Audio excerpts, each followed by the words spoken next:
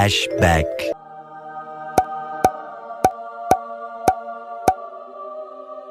End of flashback. Disclaimer, this is only a UI tutorial, but if you are a beginner to Flutter, you will learn a lot of things. So let's dive right in.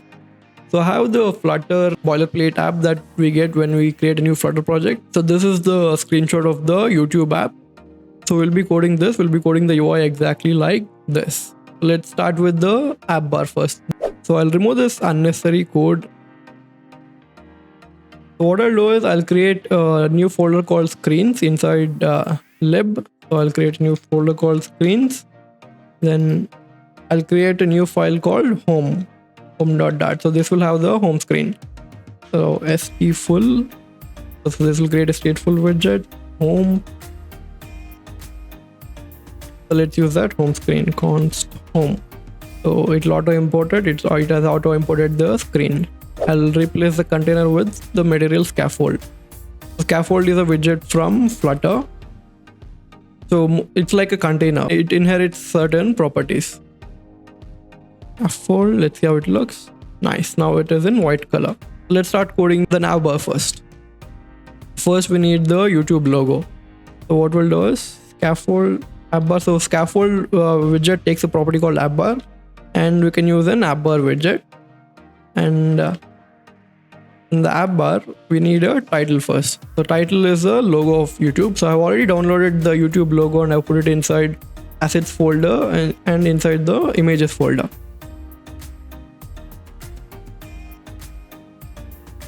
Let's see how it looks. Nice, but it is in blue color. We need the app bar to be in white color like this. So what we can do is, so instead of changing the app bar color here, we'll go to a main file, and in the material app theme we will change the color. So this way, changing the color here, it will inherit the theme across the app. So all the app bars in the app will have white color. App bar theme and app bar theme, a background color of white, colors.white, and let's give it a foreground color of black. Foreground color in the sense the color of the text. So let's see now. Nice. Now it's in white color. So what else do we need? So next we need these actions. We need the cast icon, the search icon, all these things. So let's start with that. So the appbar widget already has a property called actions. So we just need to give actions.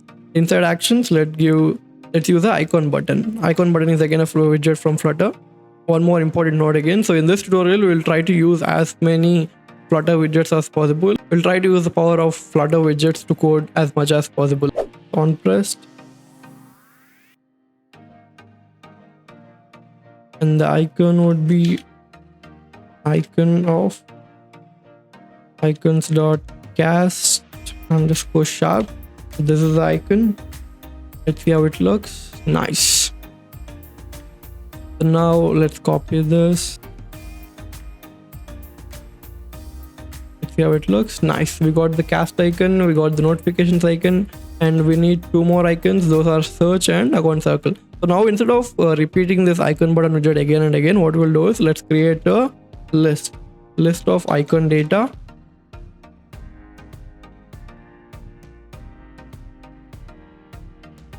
Let's map this array.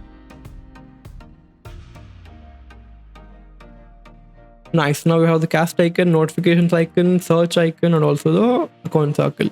So what we need next? So now next we need this another app bar with this explore button and the categories, all these categories, and the categories should be selectable. You should be able to select one of the categories. So let's start with that. The app bar widget, again, it takes one more parameter called bottom. So the bottom property takes a preferred size widget. So we'll use preferred size, and the child would be, let's give it a size first. Preferred size dot from height, we want it to have, let's say, height of 50. Let me explain the layout of the secondary app bar first, then we'll start coding it. So if you see the secondary app bar, it's actually a scrollable list. You should be able to scroll the categories horizontally. So what do we have? We have a explore button, then we have a divider, and then we have a scrollable list. So we can divide it into three elements. button, divider, and all the list of categories. And if you see, they're all stacked horizontally. So what we need is we need a row there. So whenever we need to stack something horizontally, we need a row. If we need to stack something vertically, then we need a column. So let's use a row here. First, let's use a scroll view, single child scroll view. Inside that, we'll use a row. Let's change the scroll direction of this. So scroll direction axis dot horizontal. By default, the scroll view is vertical, but we are changing it to horizontal. And let's give it a child, and the child would be a row. It's supposed to be 50. Nice. Now we have a secondary app bar. Let's start coding the content inside the secondary app bar. First, we need an explore button. Let's start coding the explore button. So what we need is, let's go inside the row. Let's add children, and in the children, a text button. Let's see how it looks. It's just a explore button, but we need to give it a background color as well. So what we'll do is style text button dot style from. We'll change the background color to gray. So colors. Let's see this. So it's a light color, so we can give it a gray color. In the gray, we can give it a lighter shade. Let's see how it looks. Nice, but the text color is in blue color, so let's change it to black, and let's give a style to the explore text. So style. So we'll use theme dot of context dot text theme dot, let's say, subtitle 2. Let's see how it looks. Nice. Is it matching? Yeah, I think it does match with the text. So now we also need this icon, this explore icon. Inside the text button, we need one more row so that we can stack these two elements horizontally. So let's wrap this text with a row. So just click on this bulb icon and click on wrap with row. So now I can give a icon.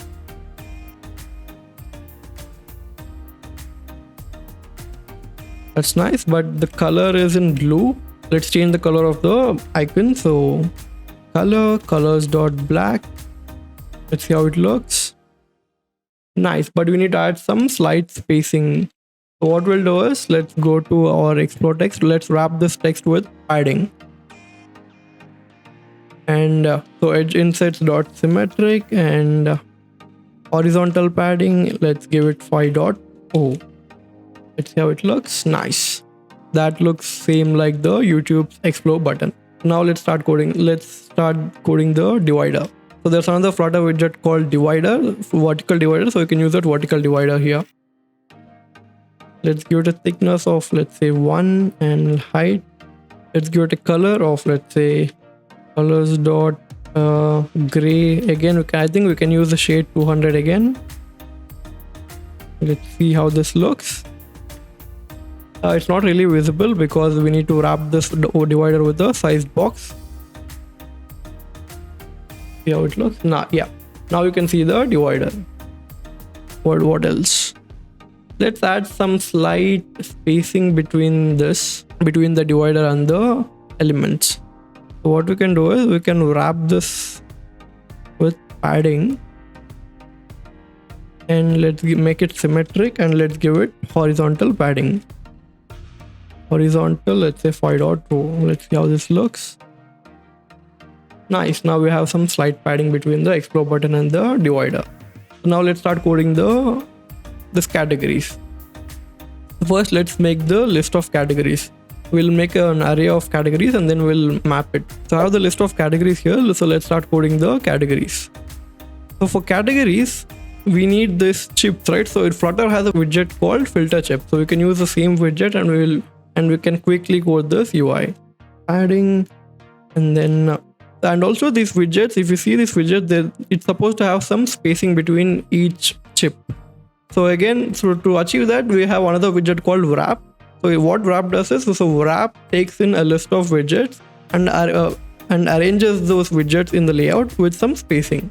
So let's use wrap now. Wrap and children. We already have the categories here. If you can see the categories here, so let's just map the categories. So we'll use a widget called filter chip. The label would be the category, and on selected dot to list. Whenever you map, you should always return a list. So always use dot list after you map. Category. Let's see how it looks. Nice. We already got all those chips, but there's no space. If you notice, there's no spacing between the chips. So let's add some spacing. So go back to our wrap and let's give it a spacing of 5. Let's see how it looks. Perfect. Now we're already pretty close to the secondary navbar, but I see something missing. There's no spacing here. Let's add some spacing there. Let's go to our single child scroll view. Let's add some padding. Let's give it 10.0. I mean 10. So 10 is an integer and 10.0 is a double. So usually you should give doubles, but even 10 is fine. Get const. So if you don't use const, Flutter will warn you saying that prefer const with constant constructor. So let's use const here. Let's see how it looks. Nice. That looks perfect. What else? So now whenever the category is selected, it should be in dark color and the text color should be in white. So let's do that. And the thing is, right now, we don't know what is selected. So we need to keep track of which category is selected. So let's create a property called selected category and let's track the selected category. By default, let's make it all. By default, all will be selected. So inside this, selected category equals to category. If the selected category is this current category, then we'll mark it as selected. Let's see how it looks. Nice. So now you can see that it shows that all the category all is selected. But the thing is, we don't want this arrow mark. If you see our YouTube UI, it doesn't have any arrow mark. So we need to remove this check mark. So again, this widget filter widget already has a property called show check mark. All you need to do is set it to false. Now it won't show the check mark. But let's change the selected color. When it is selected, it should be slightly darker. What we'll do is selected color. Let's see how it looks.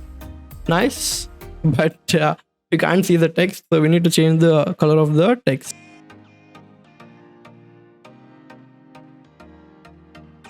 Category selected, then the text would be in white color. Let's see how it looks. Nice. Now the all is in white color and everything else is in black color. What else? I think if it is not selected, then I think the color should be it should be lighter. Right now it is dark. What we'll do is, I think there is one more property called background color or something. Background color, yeah. So now if we click on this, if you notice this, it's not really selecting them. So because we haven't written any logic to select it. So let's write it. So inside our on selected function, let's set state selected category equals to category. Now it should select it. Let's see. Nice. Now it is selecting the category whichever you want. You can see that it's changing the selected category. Nice. So we finished the app bar, finished the secondary app bar. So now let's start coding the tabs. So let's go back to our home file. So what we'll do is, this is the home screen. But if you see this, there are 4 tabs in the home screen and each tab will have a separate UI. The home screen is this. If you click on shorts, it'll open the short screen. If you click on subscription, it'll open the subscription screen. So they are separate screens. So what we'll do is, let's create one more screen called home tabs. AST full widget, home tabs, and let's start using it in our main.dart. So what we'll do is go to our main.dart and let's start using our home tab screen that we just created. Inside this home tab screen, we'll code the tabs, and whenever we change the tabs, it will show the appropriate screen. Let's start that. The home tabs. As of now, it's empty because there's nothing in home tabs. Let's go to home tabs. So let's return a default tab controller here. Default tab controller, and for now let's just say length of 1, but we'll change it again. And the child would be a builder. Let's use a builder function and builder context, and let's return a scaffold. Let's see how it looks. Nice. So scaffold has a property called bottom navigation bar. So if you see the YouTube UI, we have the tabs in the bottom. So you can use the bottom navigation bar and tab bar of tabs. Let's use a tab.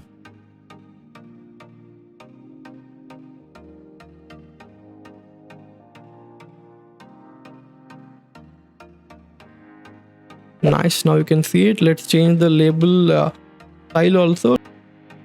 Let's see how it looks. So now let's copy this. And what else? We need the shorts. So the shorts, we don't have this shorts icon in the material icons library that's included with Flutter. So we'll use something else. Let's see how it looks. Nice. But if you see there's a small blue color indicator. We don't need that indicator. So what you can do is go back to our tab bar, indicate a color, and we'll make it transparent. So now that blue indicator should go away. So let's add the other two tabs. I'll make the length 4. So one note here. So ideally, you need to make an array of tabs and you need to map the array to the UI. But the thing is, we need the name of the tab and also the icon of the tab. So it's not straightforward. We need to create a tab item class and then we need to use that in the array. So it'll take some time in the video. That's why I'm not doing it. I'm just manually copy pasting the tab. But if you're using it in production, then so do create an array and then map it to the UI. What's the next one? Next one is subscriptions. Let's see how it looks. Nice. Now we have home, short, subscriptions, library. It looks same like the YouTube UI.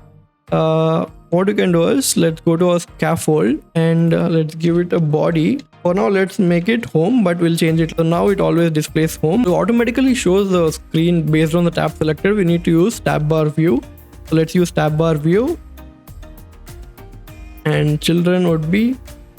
So the first tab is home. So we'll use home. For the second tab, let's just use some center and let's use a text called shorts. Let's copy paste this.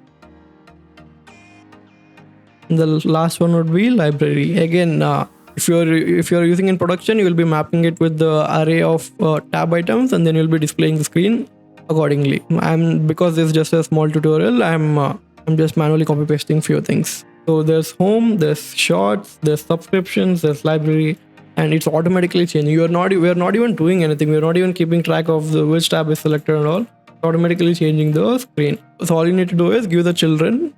And inside the children's array, we need to give the screens appropriately, whichever screen. The first tab is home, right? So whatever's here, that will be shown there. And the second tab is shorts. Whatever the widget we have given in the second index, that will be shown here. And so on. It's the same way. Let's start coding the videos. So let's go to our home tabs. So let's go back to our home screen. So let's do some cleanup a bit. What we can do is, so this app bar, we can move it to a separate function. So what we can do is go to app bar, click on this bulb icon, click on extract method, and let's give it a name called navbar. If you see this, it automatically extracted it to navbar and it moved it away, and we have the navbar defined here. Let's collapse the navbar and let's start coding the videos, the video UI. For videos, I went to YouTube API and I got a list of videos using the YouTube API. These are the list of trending videos, and I put the data in a file called data.json. So we'll be using this JSON file and we'll be displaying the video elements. And if you see this data.json, it has an array of items, and inside the array of items, we have all the videos. If you see this, it has the video title, it has video thumbnails, it has channel name, the channel ID, tags, all these things. So we'll be using all this data to display the video elements. Let's go back to our home file. So first we need to load the JSON, load this JSON. So if you're coming from React Native or JavaScript background, this might be weird to you, because in React Native or in general JavaScript, dealing with JSON it's quite easy. You just import a JSON file if you have a JSON file. And if you're using any API, the built-in fetch method converts the JSON to a JavaScript object as well, so it's quite easy to use in that case also. But in case of Flutter, it's not that simple because Flutter uses Dart, and Dart is a strictly typed language. So Flutter has a different way of dealing with JSON and converting JSON and decoding JSON. There is a guide made by the Flutter team itself, so you need to go through this guide, but I'll give a small brief on what is this. So basically, whenever we have a JSON string, first we need to decode it and we need to convert it into a usable object. So to do that, we can do it in multiple ways. So Flutter team suggests 3 methods.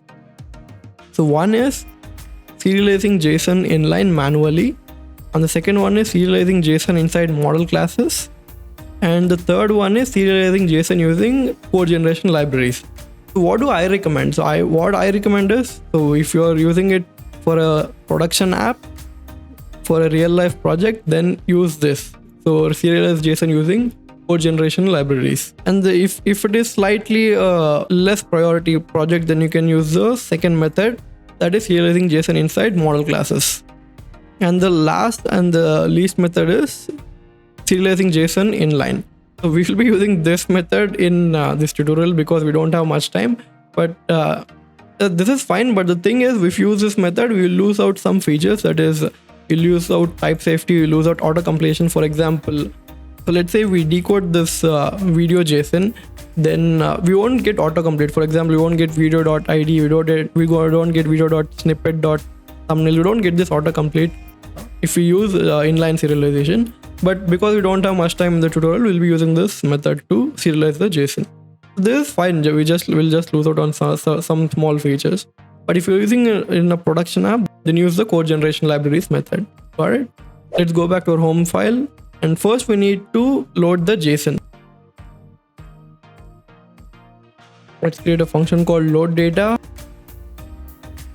So to load the JSON data, we have a function called root bundle dot load string. So let's use that.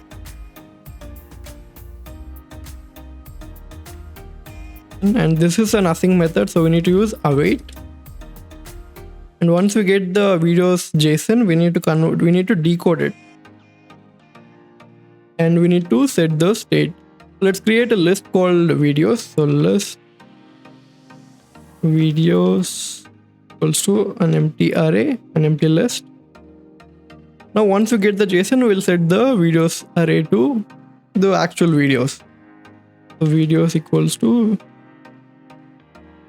videos data of items. Because if you see our data.json, items is a list of videos. So in the body, let's use a ListView.builder. So ListView is again a Flutter widget which renders a list of items.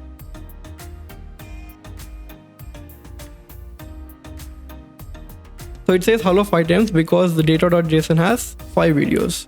So now let's start coding the video UI. So what I'll do is I'll go to lib, I'll create a new folder called widgets. So we'll be creating a video widget and we'll be coding the UI of the video element in that. Video element here. Yeah, we can still see hello here. Let's test it. Hello 1. Yeah, so the video element is rendering. So now let's render the actual data that we have, actual UI. Let's go back to video element and let's make it take a video prop. Now the video widget takes a prop called video and that is required. So that's why it's showing an error that you haven't passed video prop. So what you can do is videos. So we already have the index, so videos of index. So now it will pass the video. Let's go back here and let's write the title just for testing. So if you see the data.json file, the title is inside snippet and in the property called title. So let's do that. So now it should render the title. Yeah, now it's rendering the title. Cupcake shots, last stay buried alive wins $10,000. Okay, fine. So now let's try to understand the layout of the video. So if you see the video element here, so whenever you are building UIs, you need to divide your UI element into multiple elements and you need to create layouts there. So in this case, so first what do you notice? We have a thumbnail, then we have the video details. And how are they stacked? They are stacked vertically. Whenever we stack vertically, we use a column. So we need a column first, and inside the column we'll put the image and then the video details. And again, inside the video details, if you see, there are three elements. One is the channel profile image and the video details, and then the icon, the more button. So again, these are stacked horizontally in this case. Whenever some elements are stacked horizontally, we need to use row. So first we need a column with these two elements. Then inside this element, we need one more row where we stack these three elements horizontally. So let's take a column first. And the SRC would be, if you see the data.json, it is in snippet, thumbnails, and let's use the medium one.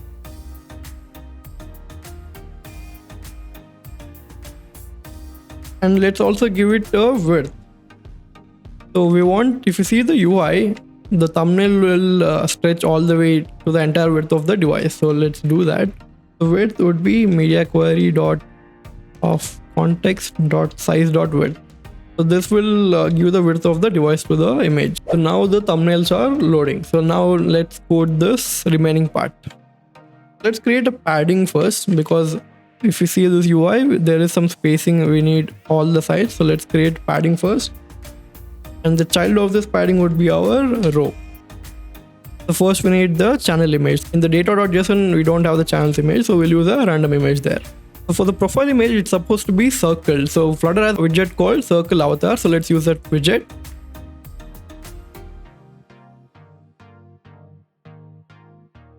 Nice. Now we have the channels image. Next we need this more icon. So let's go back. See how it looks. Nice, but if you see the UI, it's supposed to be here, and the remaining space should be taken up by all this video details. So in Flutter, again, there's one more widget called expanded. What expanded widget does is it'll take up all the remaining space. It'll expand its child to take up all the remaining space. So let's use the expanded widget. So between the circle avatar and the more icon, we'll use the expanded widget, and the child would be, for now, let's just keep it empty just for testing. Let's see how it looks. Nice. So now we see that there's channel image here, there's more icon here, and all the remaining space in the center is taken up by the video details. So let's start coding the video details. So instead of size box, so as I mentioned already, now if you see here, this is again one more column in which there's title and the other details. So let's use a column here. And let's use a text. Nice. Now we got the title of the video. Let's give the title a little bit of styling. That looks nice. And one more thing is, we should not make the title go more than 2 lines. So let's give it max lines of 2. And we should, if it overflows, then we need to show an ellipsis. There's no spacing between the channel image and the title. So let's add some spacing. So now we need the name of the channel, views, and the month ago. Let's do that. We need to change the style of this. So let's make it caption. Also, let's add some spacing. So let's use a size box. So guys, whenever you need some spacing between two elements, you can either use padding or size box. So again, it depends on the type of element and which makes more sense. In this case, size box makes more sense instead of wrapping this text with padding and giving it only the top padding or something like that. The size box makes more sense here. Let's give it a height of 5. Nice, that looks nice, but it's going in 2 lines. Now we have the channel name, we have the views, but if you see the UI, it's supposed to be formatted like this, like 4.2 million views. So let's do that. To do that, we have a library called Numeral. I already installed this library called Numeral, and so we'll just use this library. So let's see how it looks. Nice, now it shows 3.561 M. What else we need? So we need to format the timestamp as well. So if you see the UI, it shows 1 month ago, 1 day ago, something like that. So we need to format it. So again, for this, we have another library. It's called Timeago. Again, I already installed this library. So let's just use it directly.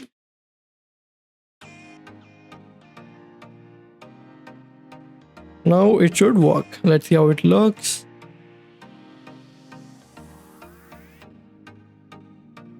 Perfect. Now it shows a day ago. But if you notice it, there are some issues. You see this column, it's centered. It's not supposed to be centered. It's supposed to be on the left side. This column. Let's change the cross-axis alignment to start. Now it won't be centered. Did you understand what I did? In case of column, the elements are stacked vertically, right? So that's the main axis.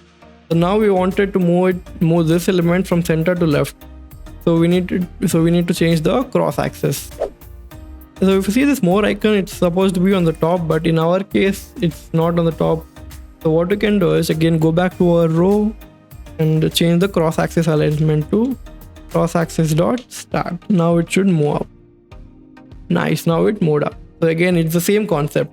So in a row, the elements are aligned horizontally, and we wanted to change the alignment vertically. So it's the opposite axis. So that is cross axis. So we set the cross axis to start. So what else is remaining? If you see this more icon, it's not clickable. So let's make it clickable. Let's go to that. Let's wrap it with the widget called Inkwell. I'm not wrapping it with icon button because icon button has a lot of spacing. So I'm not using that to avoid the spacing. Let's see how it looks. Now if I click on it, now it is tappable. You can see the feedback as well. One more thing that I noticed is if you click on this explore button, it has this bluish tint, right? It's because of the app theme. So let's go back to app theme. Because it is blue, let's change it to gray. Now if I click on this, it has the gray tint. That's nice. I think there's less spacing here, but if you see our UI, there's more spacing here. We had given 15 padding for all the sides. Let's change it to 10 on the right side. That's nice. Now it is perfect. In the YouTube app, the navbar, it hides whenever we scroll down and it shows whenever we scroll up. So if we scroll down like this, this navbar should be hidden, and if we scroll up again, it should start to be visible.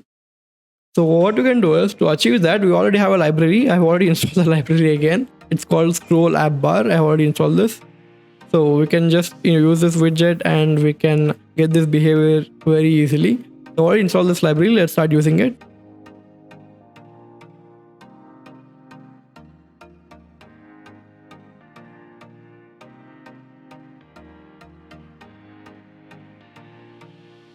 So now we should have the behavior. So if I scroll it down, you can see that the app bar is hidden, and if I scroll it up slightly, it starts to be visible. You can see that whenever we scroll down, it's hidden. Whenever we scroll up, it's visible. It looks amazing. It looks exactly like the YouTube app. I mean, you can't even differentiate if you compare it with the original YouTube app.